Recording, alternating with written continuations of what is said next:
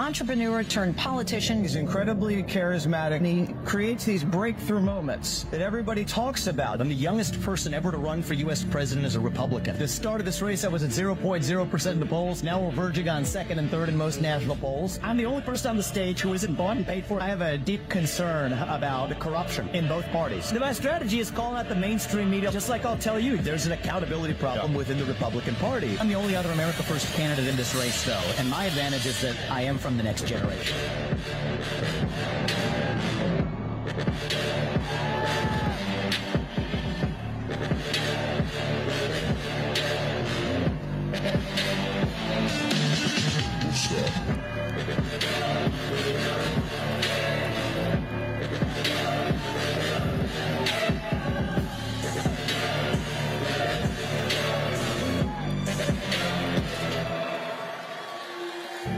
It's good to see you guys. It's good to be back.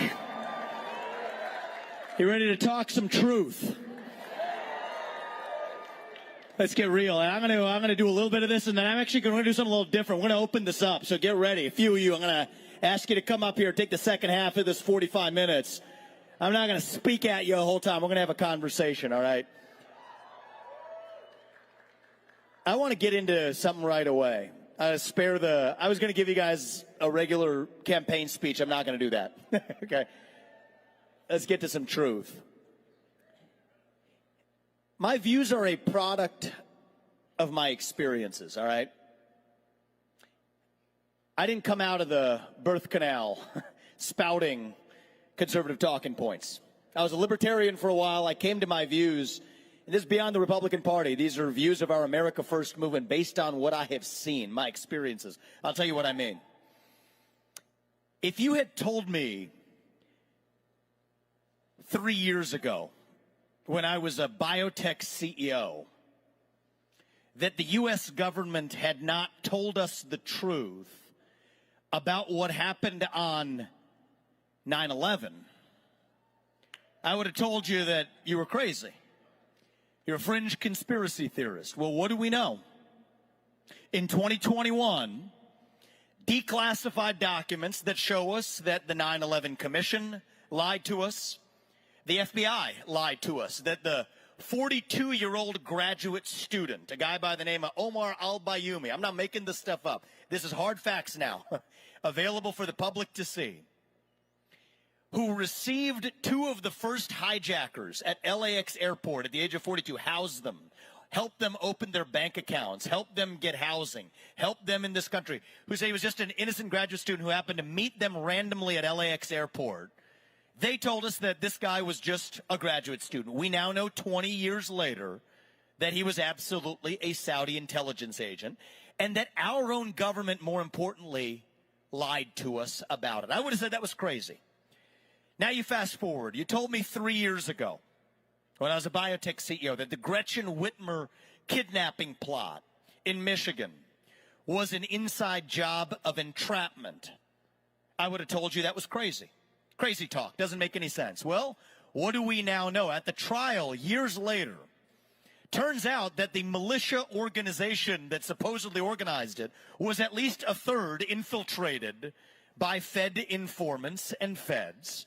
And the very people who were taken to trial were acquitted on grounds of entrapment. A guy who had to be given $5,000 credit cards to be able to be put up to do something that he otherwise wouldn't do. And then that the Detroit head of that FBI field office was the same person in late 2020 who Christopher Wray pulls in to become the D.C. field office head ahead of what happened on January 6th. Not making this up. You can't make this stuff up. So if you had told me 3 years ago that January 6th was an inside job of entrapment, I would have told you that that was crazy talk. Go into the facts, we realize that it's not. We have a government that has systematically lied to its people. This is the disease at the heart of our American democracy. Our democracy, they'll talk about what's going on in our democracy. We have a disease of dishonesty in our government. Take what continued to happen on January 6th. They released the footage of what happens when people respond after what they didn't show you, of rubber bullets and tear gas being foisted onto a crowd of what were mostly peaceful protesters. Then them rolling out the red carpet for people walking into the Capitol that day. That wasn't released. You have a government that the same one that told you that the COVID-19 pandemic began in a wet market in China. Now we know that our own government was using our own money to pay for the creation of a man-made virus in a lab that then came back to kill not only people in this country, but the same people who did it were the ones who engineered and paid through crony capitalism for the creation of the vaccines to fight that very man-made virus. If you had told me this 5 years ago, 3 years ago, I wouldn't have believed you. But I now have my views that are a product of my experiences. We got to open our eyes to see that disease of dishonesty. The same government that has lied to us about not only what happened on 9/11, but the weapons of mass destruction in Iraq, about the basis for the 2008 bailouts and the financial crisis, about the Trump-Russia collusion hoax that never was, about the Hunter Biden laptop story, which we absolutely know to be true, about exactly what happened on January 6th, to the origin of COVID-19, to the Nashville transgender shooter manifesto, to how our own money is being spent in Ukraine today. We demand a government that tells us the truth again in this country. That's what we require. We can handle the truth. That's what it means to be a citizen of this country. So I say that on that last debate stage to a bunch of Republicans that are shaking in their boots. These are the things you're not supposed to say in the Republican Party even today. And then you get the mainstream media. You got this character, Van Jones, on CNN afterwards saying, this is the rise of an American demagogue who's going to live 50 years longer than Trump. This is dangerous. I am shaking. That's what he says. Just shut the fuck up. At a certain point, just shut the fuck up. Van Jones at CNN. We're done with it. And I think you got to ask yourself, why am I the only candidate in this race who can say certain things? That January 6th was the product of entrapment, that our money is being sent to persecute Christians from Ukraine to Armenia, something you're not supposed to talk about, to the fact that the climate change agenda is a hoax because it has nothing to do with the climate and everything to do with China. The only person in this race who can say that Ronna McDaniel should resign as the failed chairwoman of the RNC. Get the hell out of our house. We're done. The only person who can stay with a straight face that the likes of Nikki Haley or any other neocon is not coming within spitting distance of my administration as a VP or otherwise. We got to speak the truth of who we are. And that's the thing. You ever seen that movie, A Few Good Men? What does that guy say at the end? You can't handle the truth. No, we the people, we can handle the truth. We demand the truth. We require the truth. That's who we are. That's what it means to be an American. And I'm going to tell you something. I'm not going to wage some pointless foreign war that is Iraq 2.0, Afghanistan 2.0, where we sent thousands of America's sons and daughters, people my age, to go die so corrupt politicians could make millions for themselves, spending billions, killing millions. This is wrong. It's not going to happen on my watch. The war I am going to wage. Thank you. It's our generation, your generation, that's going to end up in Ukraine or some other godforsaken place if we don't put an end to this. The war I'm going to wage is a war on our own shadow government right here in the United States of America. That's the war we require. And we are in the middle of a war in this country. You can't win a war unless you know that you're in one. It's not a war between black and white, as the media or Van Jones or whoever would teach you to believe. It's not a war even between Democrat and Republican. Frankly, both parties are corrupt. It is deeper than that. It is a war between the managerial class and the everyday citizen. It is a war between the Great Reset and the Great Uprising. It is a war between those of us who love the United States of America and our founding ideals, who believe that all men are created equal, endowed by their Creator with certain inalienable rights, among these life, liberty, and the pursuit of happiness. Those of us who believe that you get ahead in this country not on the color of your skin, but on the content of your character and your contributions. Those of us who believe in free speech, that you get to speak your mind as long as I get to in return. Those of us who believe that these ideals form the backbone of the greatest nation known to mankind. That even though we are an imperfect nation, as the left will remind us, we are founded on the pursuit of a more perfect union. The pursuit of liberty, equality, and justice for all, with one standard of the rule of law in this country for all Americans. That is one side of this war. And on the other side, we have this fringe minority who believes that your identity is based on your race, your gender, your sexuality. That if you're black, you're disadvantaged. That if you're white, you're privileged. Who believe that we have to stop burning carbon in this country, even as we shift those same carbon emissions to places like China. Who believe that maybe we can use our own military to protect somebody else's border and God knows where halfway around the world. But somehow if you use our own military to protect our own border, somehow that means you're racist or you're xenophobic or you're a bigot. And by the way, if you disagree with any of what I've just said, that automatically means that you're a homophobe or a transphobe or a racist or a climate denier, at a point in our history where there's no greater damnation than to be called one of these things, which has created a new culture of fear in our country. And that is the other side of this war. I call this a war. I want you to understand this. I'm not using this word lightly. I call this a war because there's no middle ground here. You see, I'm debating tax rates on a given year. Fine, we can have that debate, but there's no middle ground in this war. Either you believe in merit or you believe in group quotas. You cannot have both. Either you believe in free speech or you believe in censorship. You cannot have both. Either you believe in American exceptionalism or you believe in apologizing for who we are as a country. You cannot have both of those things at the same time. And right now, we need leaders who will lead us to victory in this war. That requires somebody who knows what time it is, that you're in a war. You can't win one unless you're asleep, if you're asleep at the switch. It's going to require somebody who can't be bought and paid for by that system. I'll tell you, I'm a businessman. I did not come from this world of politics, and I thought it was going to be pretty ugly when I came in here.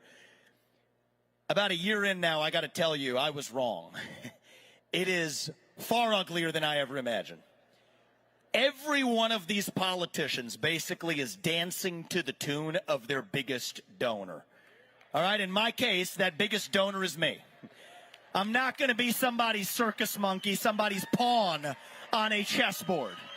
Sorry, we're not playing that game. I'll be really honest with you. I would rather lose this election and speak the truth than to win by playing some carefully crafted snakes and ladders and being somebody's slave. Not going to be somebody's slave, I'm sorry. But the reason I'm here, I came here from Iowa to be here for a reason. I wasn't going to miss this when Charlie called me. I'll tell you why. It is going to take leaders from the next generation with fresh legs to lead this country forward. That's what it's going to take our America First movement to the next level. That's what this is going to take. We got to answer who we are. What does it mean to be an American today? What does it mean to put this country first? We're all in for America First. But we got to answer what America is. What does it mean to be a citizen of this nation today? To me, it means that we believe in the ideals that our founding fathers gave us 250 years ago. The 1776 ideals that set this country into motion. We're living in a modern American revolution right now. We live in a 1776 moment. It means we do believe that you get ahead in this country, not on the color of your skin, but on the content of your character. That's why I'm going to end affirmative action and racial quota systems in every area of American life. It is a cancer on our national soul, and we are done with it. What does it mean to be an American? It means we believe in the rule of law. And I say this as the kid of legal immigrants to this country. That means your first act of entering this country cannot break the law. That is why we will use our own military to secure our own southern border and our northern border too. That's what it means to stand for the rule of law in the United States of America. We will end federal funding for sanctuary cities across this country. End birthright citizenship for the kids of illegal migrants. It was never supposed to apply. And yes, we will make English the shared national language of the United States of America. We should not apologize for that. That is who we are. We have a common language to communicate our ideals to one another. It means that we, the people, create a government that is accountable to us, not the other way around. That the people who we elect to run the government ought to be the ones who actually run the government, not the shadow government and the three-letter agencies that run the show today. So whoever your next president is, if I'm your next president, if those people can't report, if I can't work for you all for more than 8 years, which I think is a good thing in this country, then neither should any of those federal bureaucrats reporting into me either. 8-year term limits for the bureaucracy instead of those civil service protections. We're done with it. 75% mass firing of every federal bureaucrat. Shut down government agencies that should no longer exist. From the failed Bureau of Investigation, the FBI, to the ATF, to the CDC, to the U.S. Department of Education. We're getting in there, and we will shut it down. That is how you revive the integrity of a republic. What does it mean to be American? It means we have elections we can trust and believe in. Single day voting on election day as a national holiday with paper ballots, government issued ID to match the voter file, and English as the sole language that appears on a ballot in this country. That is not controversial. That is common sense. That is what it means to be a citizen of this nation. We're going to get it done. USA, USA, USA, USA, USA, USA, USA, USA. Damn right it is. USA first. These are not black ideas or white ideas. These aren't even Democrat ideas or Republican ideas. They're both corrupt. These are American ideals that we fought a revolution to secure in this country. I believe those ideals still exist, but we've lost it. You know, it's on the back of each of your coins. You take a look. What does it say? It says, E pluribus unum. It means from many one. That's what we've lost in this country. We've been taught to celebrate our diversity and our differences so much that we forgot all of the ways we are the same as Americans. And that's what we've lost. And here's how we're going to get it back. It's going to be by all of us. It's not just me, not just anyone on this stage. It's going to be by all of us starting to speak the truth in the open again. We have a culture of fear in this country. Spread like an epidemic. Fear of losing your job. Fear of your kids getting a bad grade in school. Fear of becoming an outcast in your own community. And that culture of fear has replaced our culture of free speech in America. And if you ask me, what is the best measure of our country's health? How are we doing? It's not the number of green pieces of paper in our bank account. It's not even the number of ballots we cast every November. It is the percentage of people who feel free to say what they actually think in public. Right now we're doing poorly. The only way we're going to do it is all of us starting to speak the truth in the open again. The things I'm saying today, the things I'm saying in this campaign, they're controversial to the mainstream media, not because they're false, but because they are true. We got to stand up with a spine. Speak that truth. Speak it without apology. Speak it with a spine. Speak it with respect. But part of respect is that you respect your neighbor enough to tell him what you actually think. That is what this is about. Speaking that truth, we're going to do that today. God is real. There are two genders. Fossil fuels are a requirement for human prosperity. Reverse racism is racism. An open border is not a border. Parents determine the education of their children. The nuclear family is the greatest form of governance known to mankind. Capitalism lifts us up from poverty, not crony capitalism, but the real thing.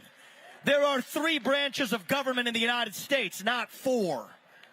And the U.S. Constitution is still the strongest and greatest guarantor of freedom in human history. That is the truth. We fight for the truth.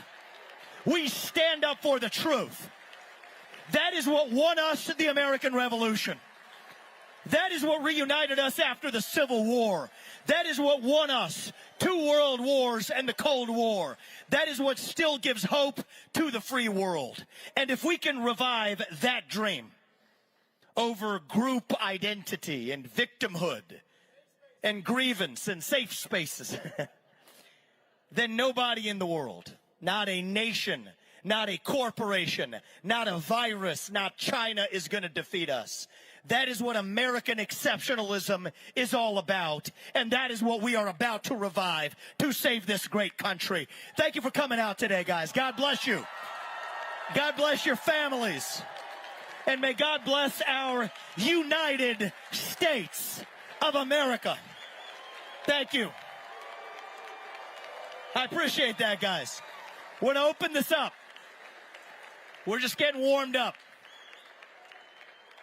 Let's open this up. I want to hear from my friends here. We got some microphones running around. Going to change this up a little bit. I want to hear from you. We got Q&A right here. Where are they? Hello, right hello. there. Over to your left. On your right. Over to your left. All right. Oh, there you go. Oh, No, keep my going man. left. We met earlier today. All right, for the first time. I like this. How's everybody doing today? Tell them who you are. I want to tell you guys who I am. My name is Tariq Johnson. I was the lieutenant working at the Capitol Police at the time of J6. Some of you may have seen me. I was the guy that was wearing the red mega hat on January 6th. That was me. Yeah. People deserve Also- to hear what you have to say, man. Okay. Also, my job on that day, I was the lieutenant in charge of routine operations doing the counting of the election, counting of the electoral votes. Now, since you know who I am, sir, thank you for being here today. We appreciate it very much.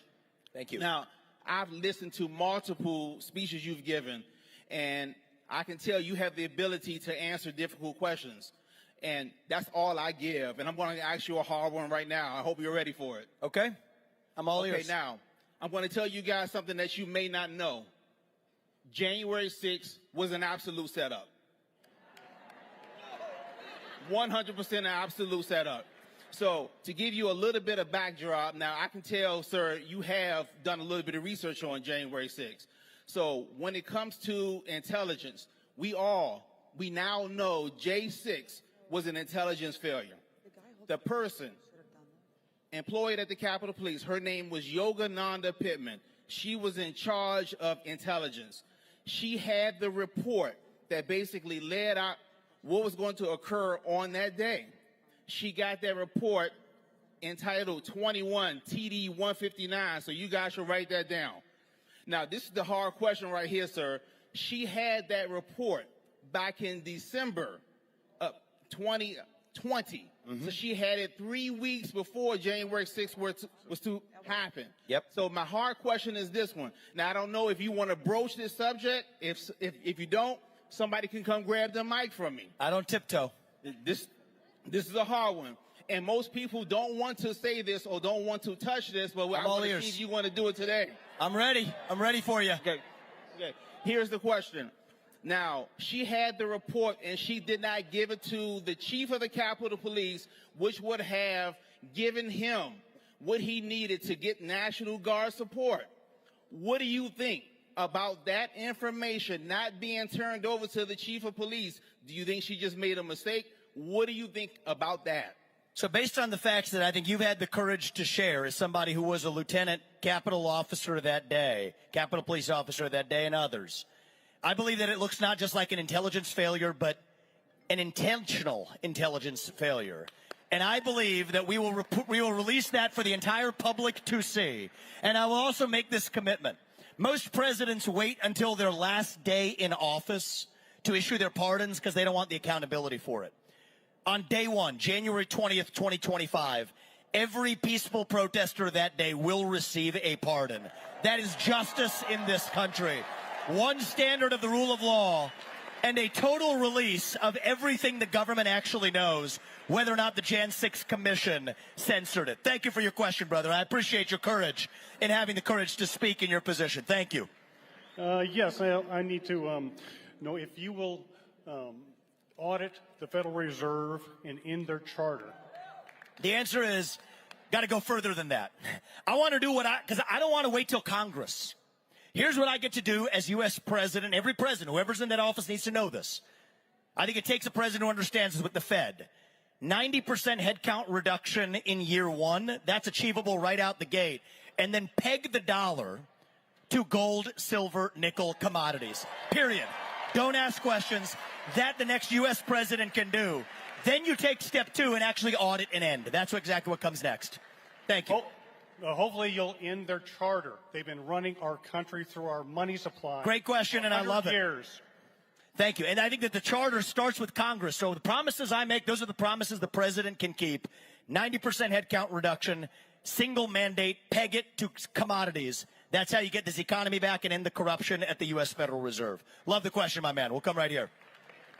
First of all, thank you so much for representing Gen Z in your foreign policy. Thank you. How old are you, if you don't mind me asking? I'm 22 years old. Love it. And you were saying that we need young leaders. My name is Cheyenne Kenny. I'm a college student at UC Berkeley, and I'm running for state assembly out of Oakland, California. They could use you. Thank you. Nice. Love it. My question is, do I have your endorsement? Based on what you just told me with your courage, if you line up with the same values that I'm speaking on this stage, you have my endorsement right here. Let's talk after. Thank you. I appreciate it.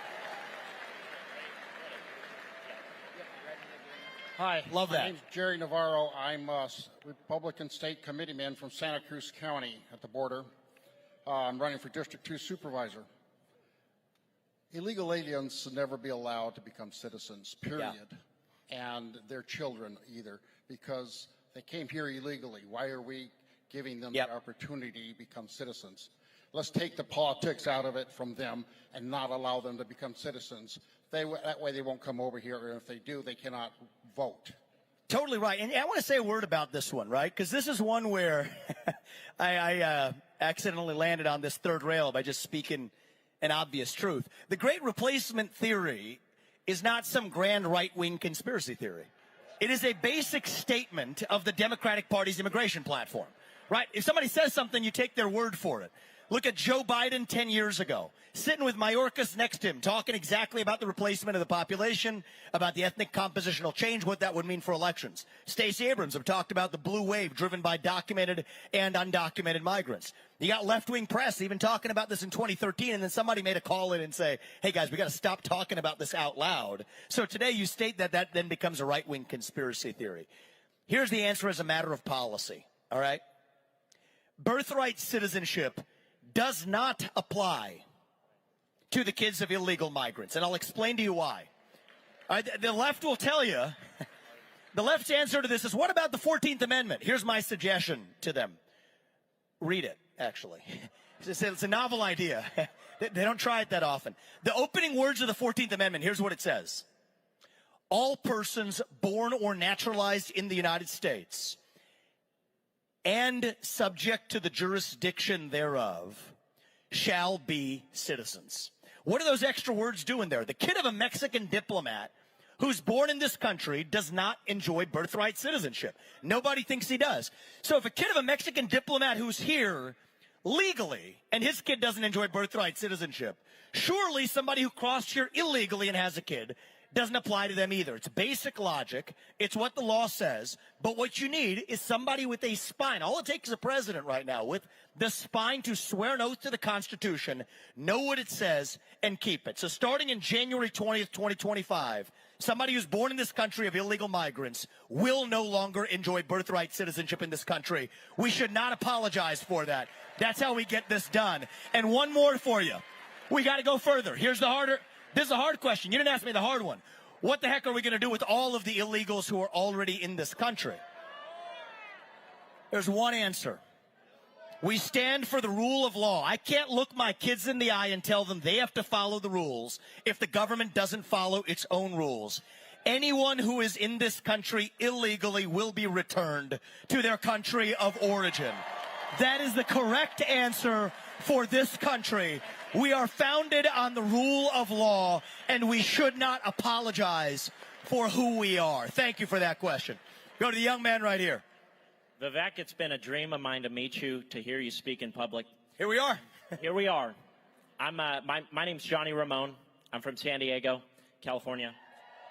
And when I was at university, I went to a private Protestant university, and you spoke about merit, like the absolute rejection of merit. And what I saw as the central reason why the university there was failing was because there was an inversion of all of our hierarchies, every human hierarchy. Yep. Normally the people that are at the top, right, if you become wealthy, you tend to be a good person, oftentimes, or create a business and help people. But they would always put the people at the bottom of every hierarchy as if they were the most virtuous people. Mm-hmm. What is your response to such a assault on objective hierarchies? Yeah, so look, I think that this is a philosophical question, actually, so I'll take you at the level you're asking it. What is merit? We use that word a lot. I use that word a lot. What does it mean? It means you earn it. It means, so to me, what is the core of it? It means that each of us has our own God-given gifts. Every person in this room has your own God-given gift. Doesn't mean we have the same ones. I wanted to play in the NBA. It didn't work out. Okay. And hey, that's all right. I found something else to do.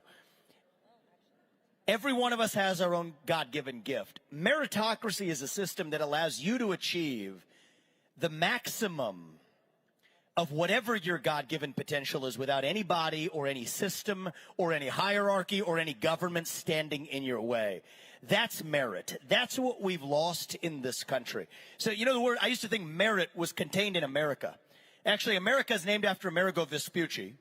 His grandfather was a man who he was named after, a man named Amalric. It's a Gothic word. Amal means work and Rick means master. Master of work.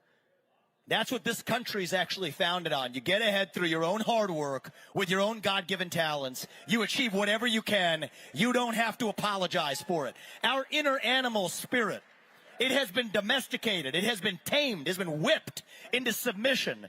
This culture that celebrates victimhood and penalizes excellence, or all culture of excellence has leapt oceans to lift up places like China. When we rally behind the cry to make America great again, I think what we rally behind is the cry to pursue excellence unapologetically in this country. That's what makes America great. That's what makes America itself. Great question, my man, and I appreciate it. That's how we're going to revive it in this country. Hey, I'm Jonathan. I'm from Wisconsin, and I have a simple question. You seem like a young guy. I'm a young guy. I've seen you do tennis, post some push-ups. What's your max bench, and will you post a video of it? How about this? I got you one better on me. We'll find out together while I post the video. Let's do it.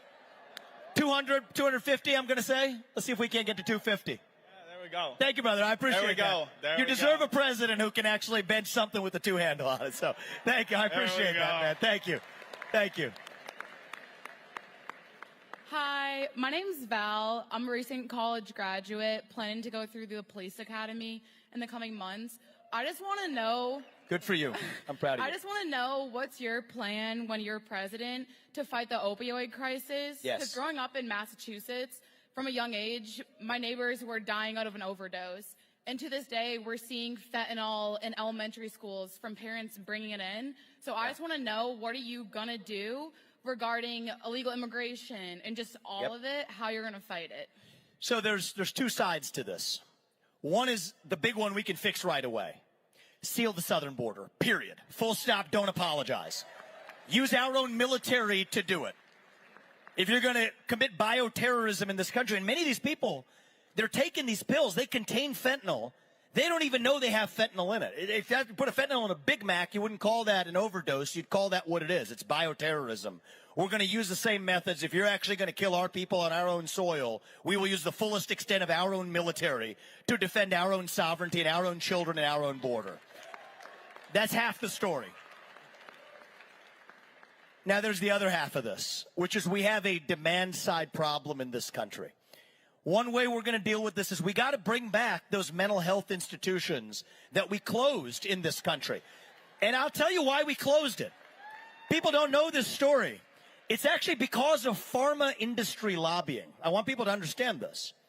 Right? The pharma industry, when they came out with antipsychotics, wanted to shut down those mental health institutions because there were more people than available to take that first generation of drugs. We got to bring those back.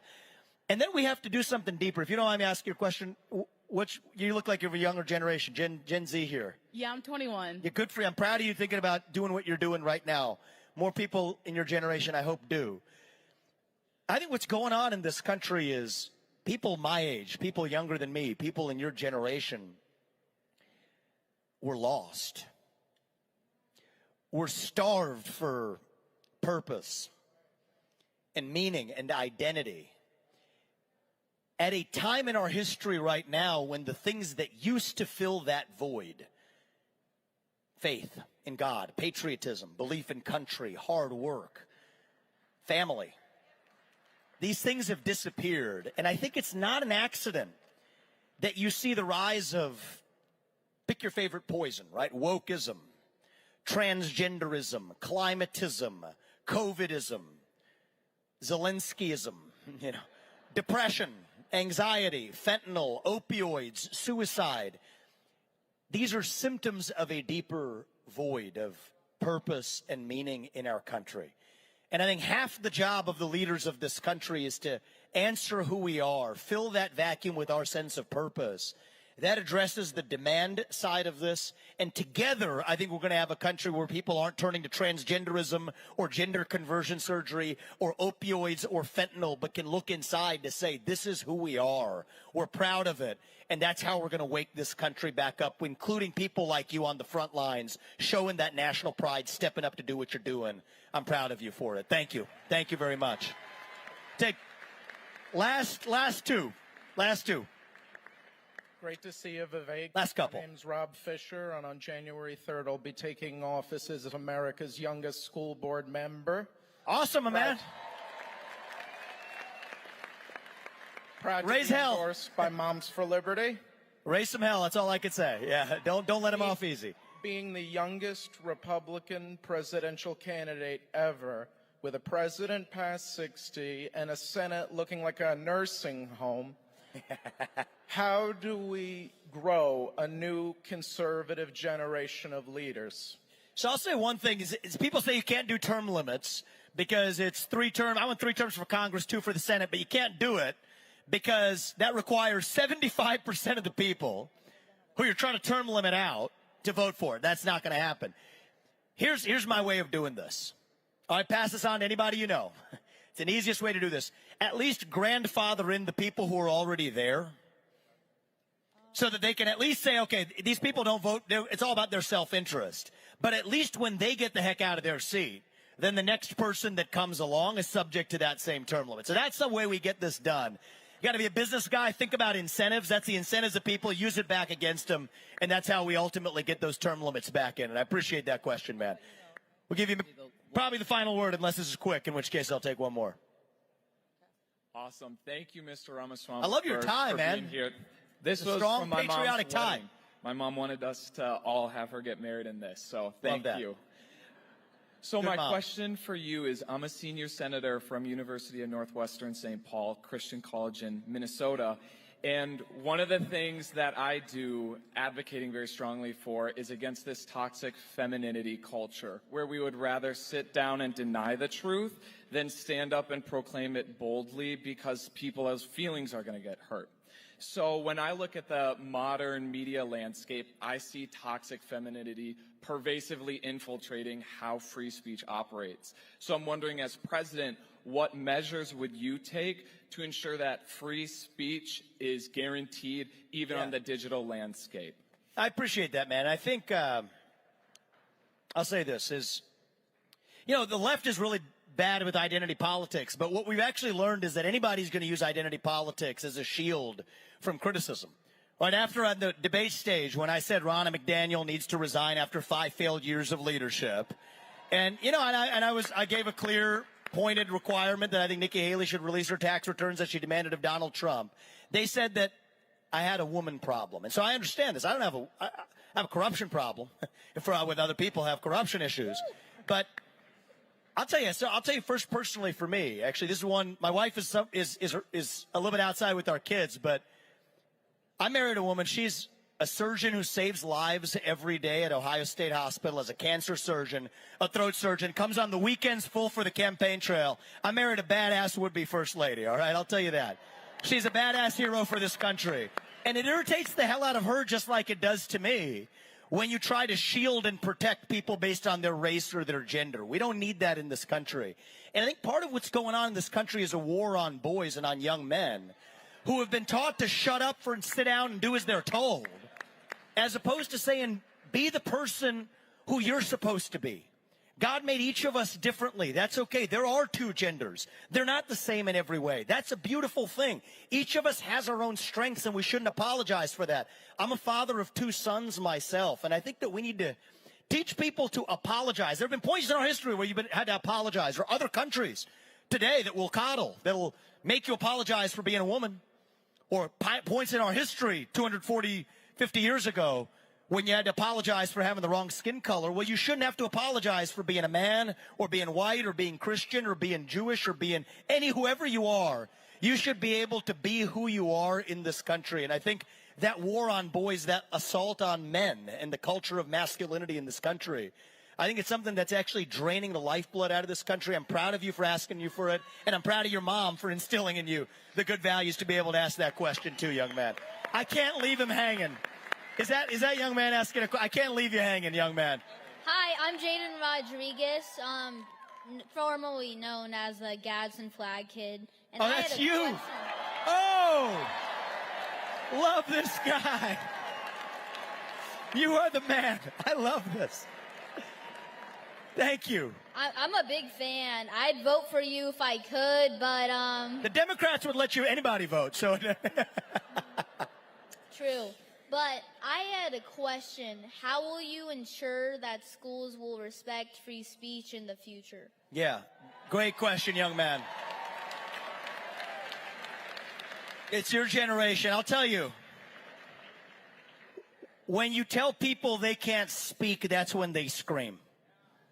If you tell people they can't scream, that's when they tear things down. And I don't want to get there as a country. And so the way we do it is by actually applying the law of this country. Much of what you're seeing, telling kids that they can't express certain ideas while other ones get expressed in the classroom, those are violations of the law as they stand today.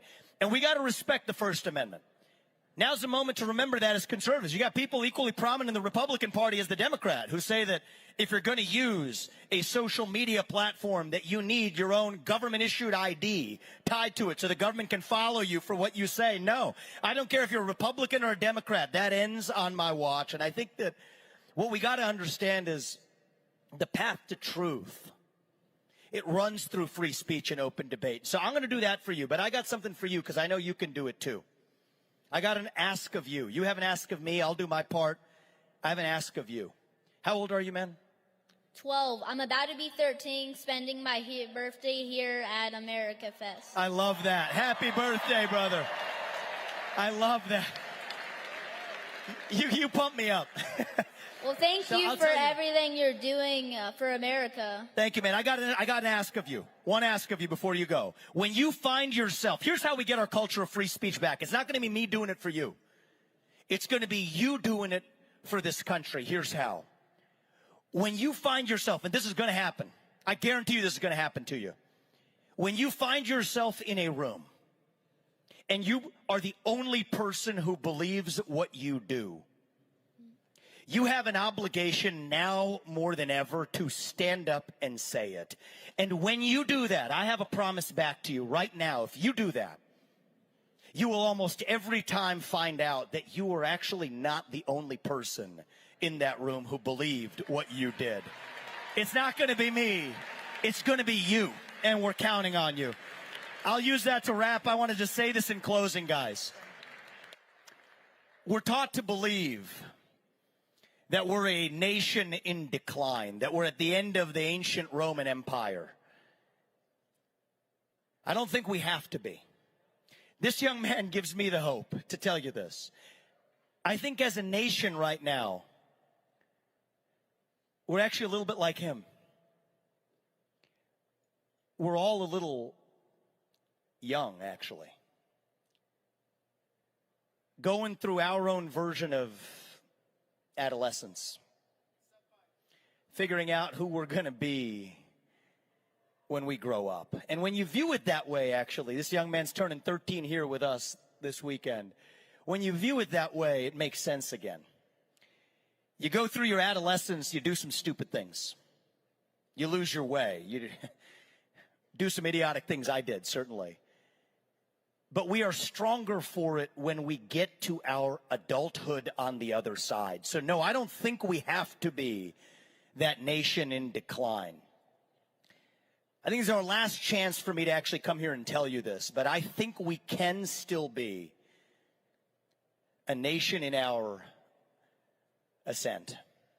I'm not going to tell you it's morning in America. I'm not that guy. It's not morning in America, but it can be. I'm not going to tell you the American dream is alive and well. It is not. It is alive and hanging on for life support, but it can be.